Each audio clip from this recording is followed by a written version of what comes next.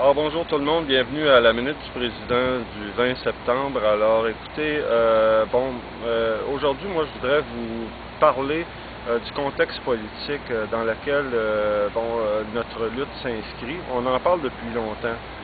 Mais je pense que tout le monde connaît un peu le rapport du Chesneau qui vient de sortir sur la construction, sur la corruption qui existe au Québec. Et là, ce qu'on s'aperçoit, c'est qu'on se fait voler à tour de bras par des contrats là, qui sont gonflés là, pour que les gens, des contracteurs, des ingénieurs, en tout cas toute cette famille là, de crapuleux-là s'en mettent plein les poches. Et pendant ce temps-là, je veux dire, nous, on lutte pour aller chercher un petit 8 millions de dollars pour nos services, pour l'entièreté de la population du plateau Mont-Royal, du centre-sud. Alors là, c'est disproportionné totalement. Je veux dire, on croirait vivre sur une autre planète. Alors là, on nous dit, notre directrice, l'agence, encore une fois le ministère, nous disent depuis le début qu'ils n'ont pas d'argent. Écoutez, il faut se serrer la ceinture, c'est ci, c'est ça. Et là, on s'aperçoit qu'il y en a de l'argent, il y en a beaucoup même, mais que voulez-vous, elle s'en va dans les poches des amis des partis. C'est assez scandaleux dans le contexte dans lequel on se retrouve présentement.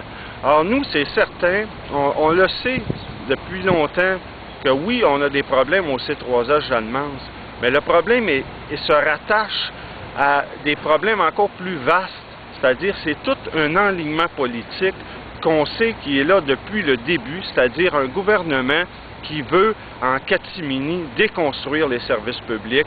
Et là, écoutez, là, ça crée, en plus de mettre les gens dans la misère, ça crée du chômage, là. On l'a vu dernièrement au SAD, là, des gens là, qui se retrouvent plus de job à l'automne. Alors écoutez, ça a des conséquences dramatiques, là, puis on fait rire de nous. Alors c'est pour ça que nous, on dit, oui, on va se battre au C3H Jeanne-Mance, mais on va aller se battre plus haut aussi. Puis on va interpeller notre Fédé, puis on va aller le plus haut qu'on peut, parce que là, on ne peut pas laisser faire ça. Et il y a un appel à la population qu'il va falloir qu'il se fasse dans ce sens-là. Et nous, on va joindre notre voix à cette chorale-là, j'en garantis. En terminant, je voudrais aussi souligner la disparition d'un collègue, d'un camarade, j'ai nommé François Ménard, qui est décédé dernièrement, là. Alors écoutez, c'est une lourde perte pour nous. On était habitués, on le connaît depuis le début. François, c'était quelqu'un de constant, de dévoué. Il était toujours là quand j'y ai demandé. Il comptait pas son temps. C'était un homme gentil, avenant. Donc c'est très triste pour nous. Alors on salue profondément François pour tout ce qu'il a fait pour nous. Et on va avoir une pensée pour lui cette semaine et pour sa famille. Merci, à la prochaine.